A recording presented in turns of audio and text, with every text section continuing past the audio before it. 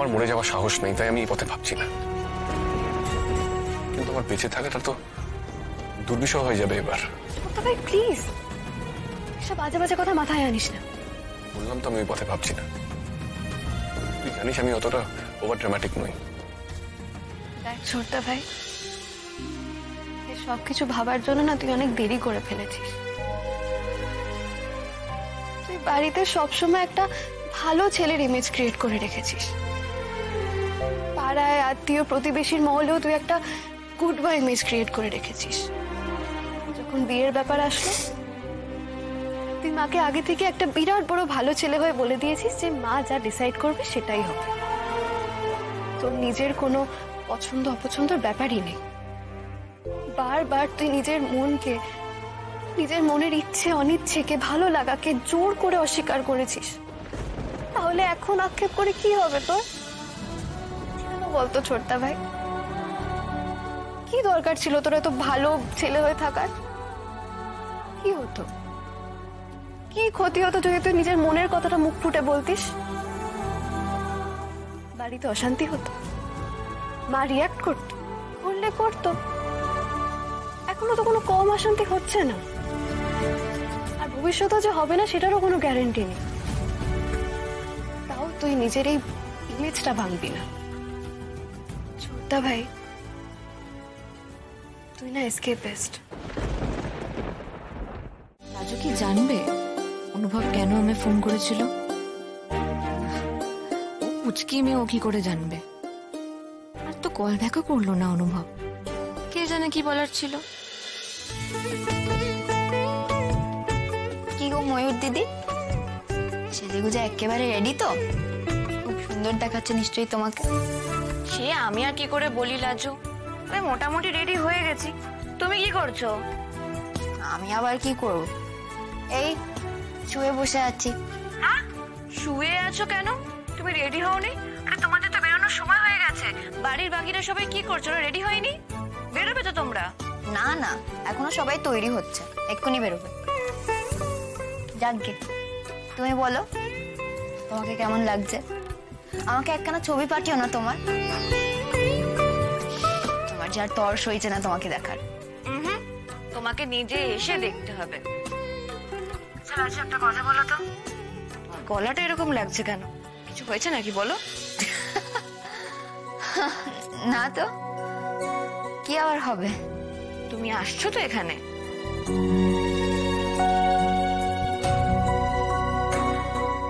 ও ময়ূর দিদি, রাগ করো নে, আমার আজকে যাওয়া হবে না গো।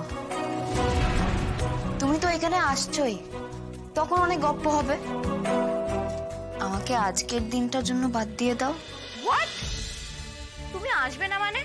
তুমি না এলে তো বিয়েটাই হবে না। আমি বিয়েই করবো না, কুরুক্ষেত্র বেঁধে যাবে কিন্তু আমি বলে দিলাম। তোমাকে আসতেই হবে, আমি খুব রেগে যাচ্ছি।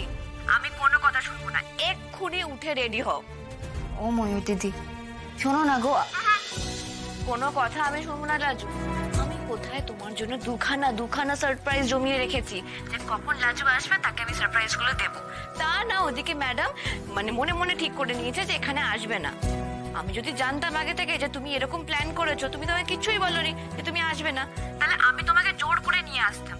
এখন এমন অবস্থা হয়ে গেছে যে আমি নিজেই বেরোতে পারবো না তোমাকে আনার জন্য। এত অবুঝ হয়েও না, প্লিজ চলে এসো প্লিজ। আমি অবুঝ হয়েছি গো ময়ূর দিদি, আমার যাওয়া হবে না। কেন হবে না? কি অসুবিধা বলো আমাকে, আমি শুনি। সে তুমি এলে আমি তোমাকে পরে বলবো। তুমি এখন মন দিয়ে বিয়েটা করো তো দেখি। আমি অনুদিদিকে বলবো আমাকে ভিডিও কল করতে, আমি এখানে বসে বসেই তোমাদের বিয়েটা দেখবো, কেমন? রাগ করো না ময়ূর দিদি, আমি আজ সত্যি যেতে পারছি না।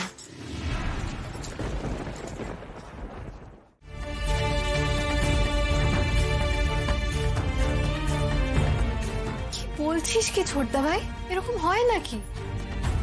অনেক কিছুই তো হচ্ছে যেটা হওয়ার নয়। তাহলে এটা হলেও ক্ষতি কি? কৃষ্ণ ছেড়ে দে না দাদু ভাই। লাজু যখন একান্তই যেতে চাইছে না, তখন বেরোনোর সময় ঝামেলা না করাটাই ভালো। একই ওকে একা রেখে যেতে আমার খারাপ লাগছে। তার মধ্যে ও যদি তোর জন্য বকুনি খায় সেটা ঠিক হবে না। তুই বা এরকম জেদ করছিস কেন? ওকে থাকতে দে না ওর মতো। ও বা জেদ ধরে বসে আছে কেন? আমি যখন ওকে যেতে বলেছি তখন ও চুপচাপ যাবে। তো ভারী অদ্ভুত ব্যাপার তোমার। আমি কিছু বুঝতে পারছি না, মানে তোমার যা মন চাইবে আমাকে সেটাই করতে হবে। আর আমাকে টাইট দেবে বলে তুমি বলছিলে না যে তুমি ওখানে যাবে না? তুমি একবারও ভেবেছো তাতে কাকি যেটি আমাকে কতটা বকা দেবে? নাকি তুমি চাও বকুনি খেতে খেতেই আমার সারা জীবনটা শেষ হয়ে যায়? আমি কি করলে তুমি খুশি হবে? বাড়ি থেকে বেরিয়ে গেলে নাকি মরে গেলে?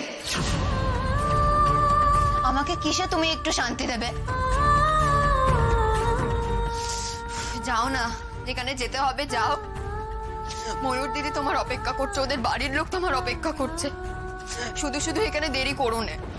আমরা অপেক্ষা করছি তোমার রেডি হওয়ার জন্য। যাও গিয়ে রেডি হয়ে নাও, আমি কোনো কথা শুনতে চাই না। এত কিছু বললুম তাও তোমার কিছু যায় আসে না। কেন তুমি সবসময় আমার সঙ্গে ঝামেলা করো? আমি যে এ বাড়িতে নিজের ইচ্ছেতে নেই সে কথা তুমি সবচেয়ে ভালো জানো।